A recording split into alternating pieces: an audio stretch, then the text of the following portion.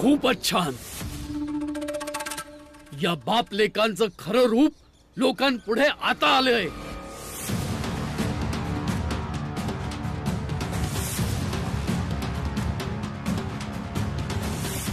शेठजी तुम्ही इथं आणि बाबा कुठे आहेत? रामजीला कामानिमित्त बाहेर पाठवलंय. बाबा त्या दिवशी हातगाडी तुम्हीच चालवत होता ना आणि तुम्ही अमासने बघितल्यावर लपलात ना? तुम्हा दोघांना हे काम करायचे काय गरज आहे?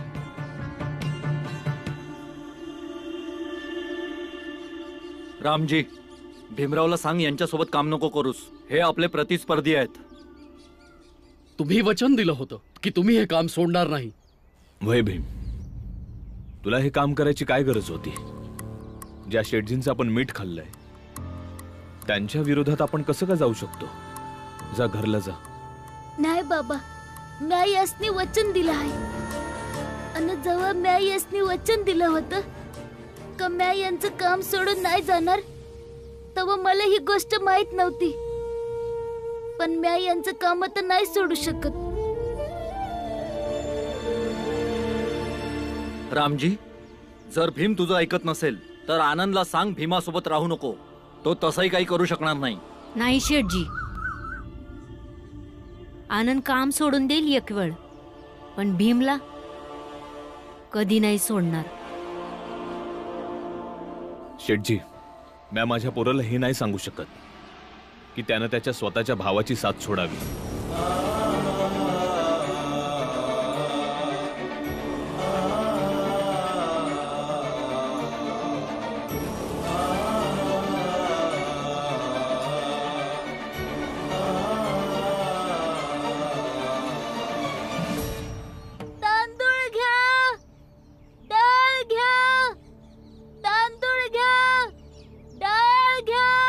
अजूनही वेळ गेली नाही शेठ. समजून घ्या, हे दोघेही बाप लेक असेच आहेत. हे जोडीने खेळ खंडोबा करतात आणि लोकांकडे फक्त तमाशा पाहत राहणं असतं. तुम्हाला काय वाटतं? रामजी घरी गेला असेल तेव्हा त्यांनी पोराला सांगितलं नसेल की हा काय करतो? मुलगा जर प्रतिस्पर्धीला मिळाला तर नुकसान कोणाचं आहे? तुमचंच ना. बाप तुमच्याकडून कमावतोय आणि मुलगा दुसरीकडून.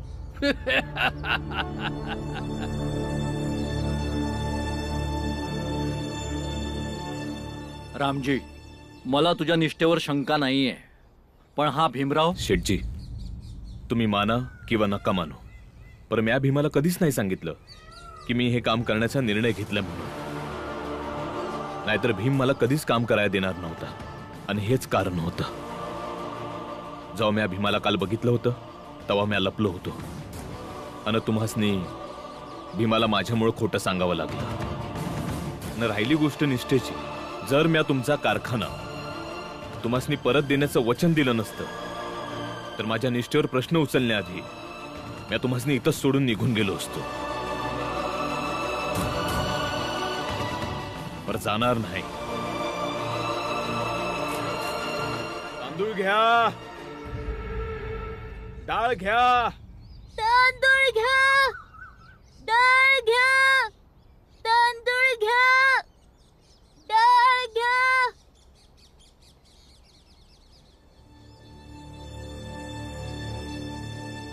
शेठजी, तुम्हाला पूर्ण गोष्ट सांगायला हवी होती ना? का तुम्ही तेच आहात ज्यांनी त्या शेठजीचं दुकान घेतलं होतं? अरे घेतलीचा काय अर्थ आहे? त्यांची दुकान आमच्याकडे गहाण होती आणि ते कर्ज चुकवू शकले नाही, म्हणून त्यांच्याकडून दुकान घेणं चुकीचं नाहीये. पण हे चुकीचं आहे ना? जेव्हा तुम्हाला माहित होतं ते आमचे बाबा आहेत आणि ते त्यांच्यासाठी काम करतायत, आणि तरी पण तुम्ही जाणून बुजून आमच्याकडून हे काम करून घेतलं आणि वचन पण यासाठी घेतलं म्हणजे आम्ही हे काम सोडून जायला नको. हे बघ रे, आम्ही व्यवसाय करणारे लोक आहोत. आम्हाला फक्त नफा दिसतो. आणि रामजीच्या समोर जर कुणी उभं राहू शकलं असतं तर तो फक्त भीमराव होता. आणि मी तुम्हाला पैसे देतोय, फुकटात काम करवत नाहीये. जास्त वाद घालू नकोस. स्वतःचे वचन लक्षात ठेव. चल पुढे चल.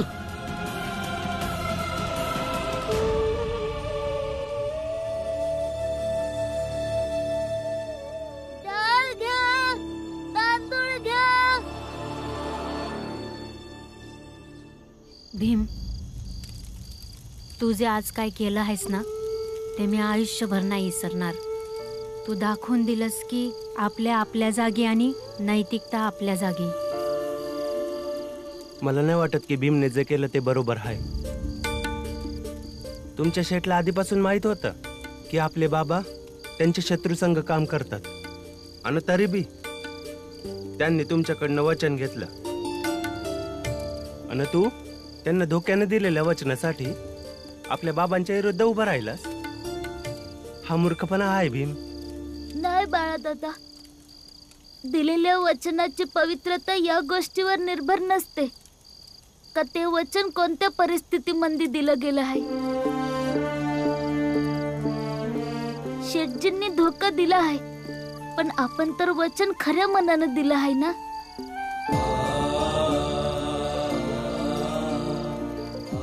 म्हणून मला वाटतं का मी बरोबर केलं. पण मला वाटतंय की तू चुकीचा आहेस भीम. आणि मला वाटतं भीमने जे काय केलं ते बरोबर केलं. बाळादादा, प्रत्येक जण आपापल्या परीने विचार करतो.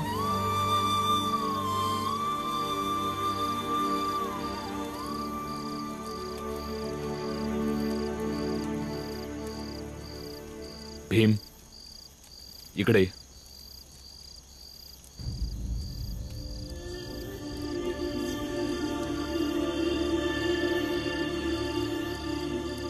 उद्यापासून तू कामावर नाही जायचंस. नाही बाबा, मी जाणार. म्या माझ्या शेठजींना वचन दिलं आहे की म्या त्यांचा कारखाना पुन्हा मिळवून देईन. मी बी माझ्या शेठजींना वचन दिलं आहे का मी त्यांचा धंदा वाढवणार. भीम, बाबांशी असं बोलतोस का? अरे यावेळी चुकीचा तूच आहेस. बाळा, त्याला बोलू दे.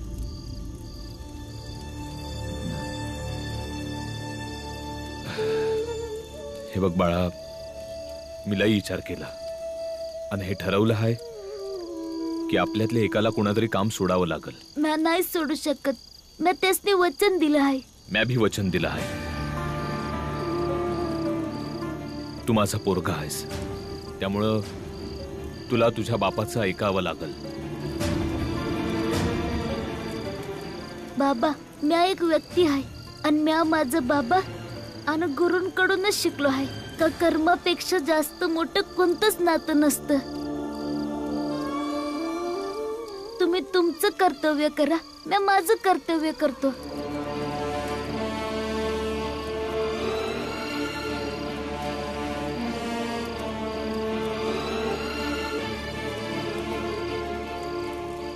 बस हेच बघायचं होतं.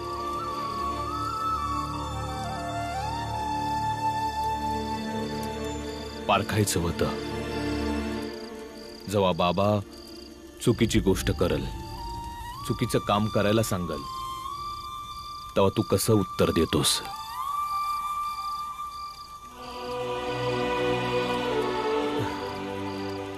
आणि आता मला असं वाटायला लागलंय की माझा पोरगा आतून लय हट्टी आहे.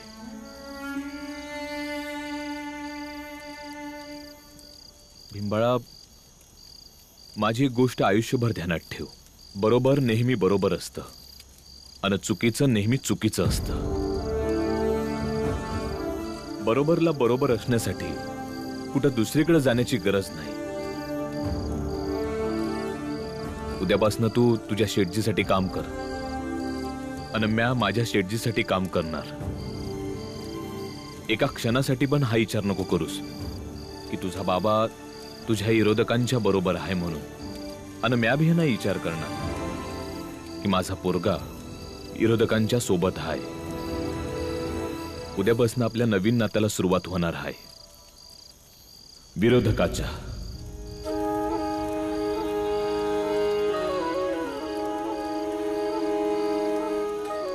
यासाठी तुला शुभेच्छा आहेत.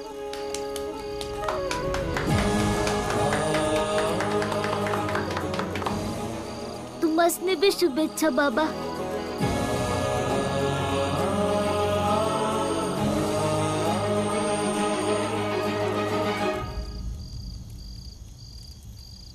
नाही बाबा, मी आजपासून तुमच्या नात्याबद्दल काही बोललो नाही, पण आज बोलणार आहे.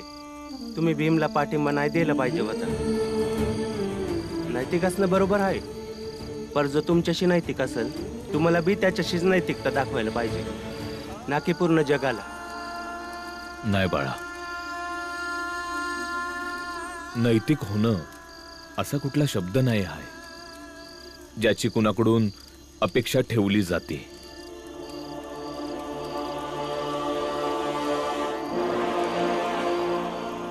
आत्या मला भूक लागली आहे. वय झालं झाल्या भाकऱ्या, तुझा हात धुवून ये. जल में बसे कमोदनी,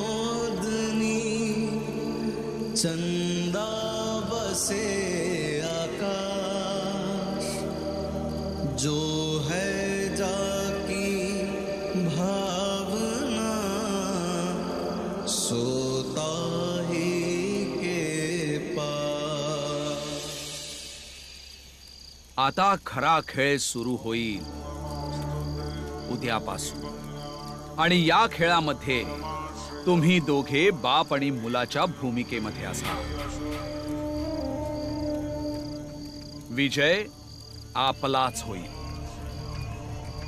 याच विजयासाठी आम्ही तुम्हा सर्वांचं आधीच अभिनंदन करतो.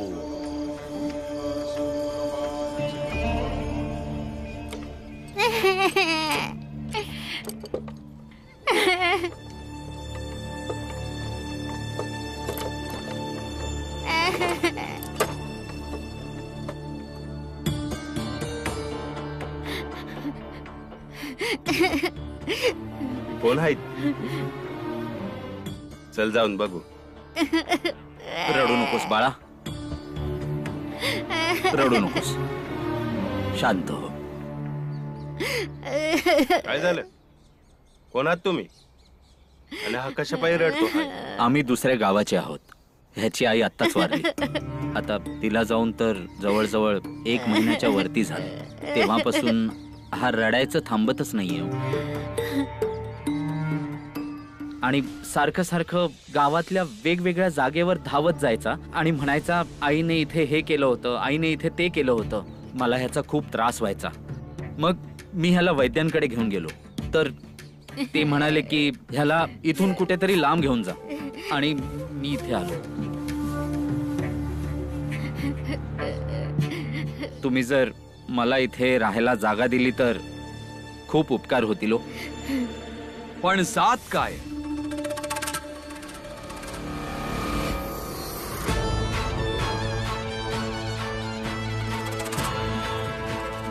हे जर सांगितलंस तरच जागा मिळेल.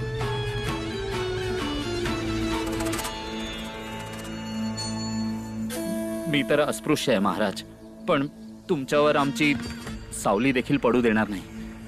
ठीक आहे ठीक आहे, उभा राहा, पण तिथेच उभं राहून बोल आमच्याशी. ज्यांना आपल्या सावलीपासून पळायचं आहे ना, त्यांनी पळा. जर तुम्ही आमच्या जातीचे आहेत तर आम्ही तुम्हाला इथं राहायला नक्कीच देऊ.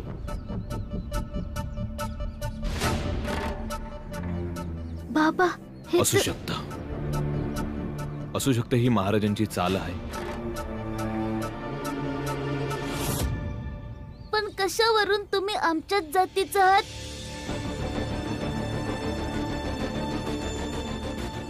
आणि जर तुम्ही आमच्या जातीचा नाही आहात तर तुम्ही आम्हासनी कधीच समजू शकणार नाही. आणि जे आमच्या जातीचा नाही आहेत ते बी तुम्हासनी नीट जगू नाही देणार. पण मी खोटं का बोलीन? तुम्ही खरं बोलताय याचा काही पुरावा आहे?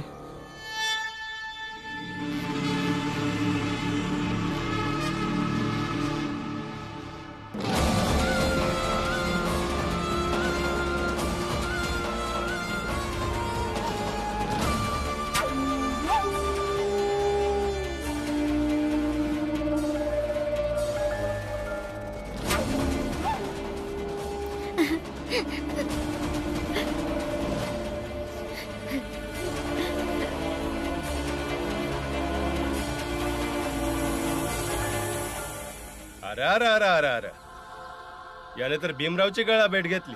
म्हणजे हा बी अस्पृश्यच असणार. आता आपल्याला यांच्यापासून लांब राहावं लागेल. या पोराशी तू जिंकू शकणार नाही भीमराव.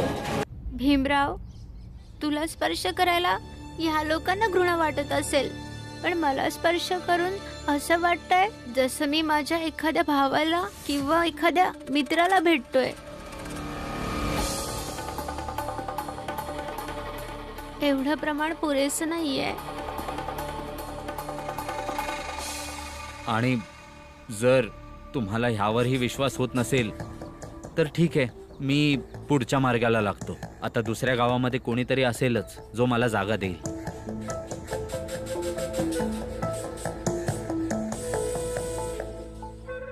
तर मग वय पुढं आधीच आम्ही या बाप लेकाच्या जोडीनं त्रासलेला आहोत, आणि मग आता एक बाप लेकाची जोडी हट. हे इथेच आमचे संघ राहतील. रामजी, आम्ही यांची इथे राहायची कुठेतरी सोय करतो. ठीक आहे. ए पुरंजन, हे तू बरोबर करत नाहीयेस. तुला काय वाटतं, तू या दोघांना आपल्या समाजात सामील करून घेशील म्हणजे तू खूप हिम्मतवान होऊन जाशील आणि आम्ही तुला सगळे भिणार. तुम्हा लोकांनी जे करायचं आहे ना ते करा. हे आमच्या संघच राहतील. चला.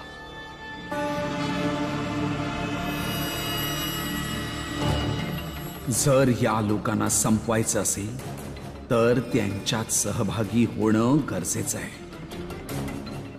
गोपाळ सहभागी झाला भीमाच्या विचारांना संपवण्यासाठी, त्यांच्यावर असलेल्या प्रेम आणि श्रद्धेला संपवण्यासाठी.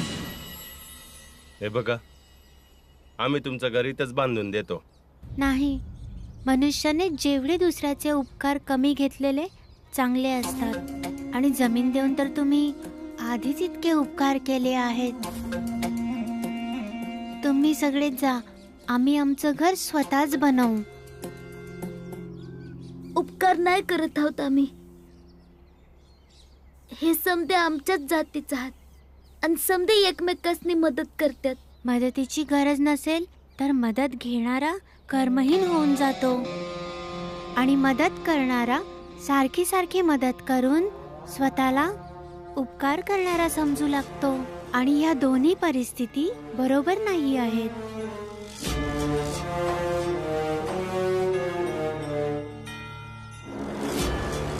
आता तुम्ही जा, आम्ही आमचं घर स्वतः बनवू. आज जर आई जिवंत असती तर तिने नक्की आपली मदत केली असती, पण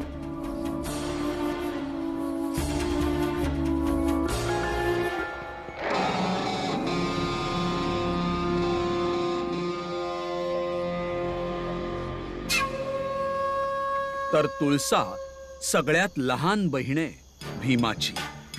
त्याच्या कुटुंबाला एकमेकांची खूप जास्त काळजी वाटत असते, पण तरीही त्याच्या कुटुंबातून 2 लोक तुला मदत करू शकतात. एक आहे जिजाबाई, त्या भीमाची सावत्र आई. सध्या भीमाच्या कुटुंबावर चिडून स्वतःच्या माहेरी गेलेली आहे. आज नाही तर उद्या परत तर येईलच, पण जेव्हा ती परत येईल ती तुझ्याच बाजूने उभी राहील. दुसरा आहे भीमाचा सगळ्यात मोठा भाऊ बाळा. खूप प्रेम करतो भीमावर बाळा, पण तरीही कधी कधी त्या दोघांमध्ये वाद होता. असे अनेक मुद्दे आहेत जे त्या दोघांना एकमेकांचे पटत नाही. तर मग हे सोपच होईल ना तुला, की ज्याला कधी कधी मुद्दे पटत नाही, ज्याला ते कधीच पटणार नाहीत, असं काहीतरी कर. तुझं लक्ष तर हेच असायला पाहिजे की जिजाबाई आणि बाळाला पूर्णपणे त्या भीमाच्या विरोधात उभं कर. आणि मग बास, तुला एक दिवस असं करायचं की जे त्याच्या समाजाचे लोक त्या भीमरावाचं ऐकतात ते सगळे त्याला एक दिवशी सोडून गेले पाहिजेत, आणि शेवटी तो भीम राहिला पाहिजे एकटा. तो दिवस नक्की येईल महाराज.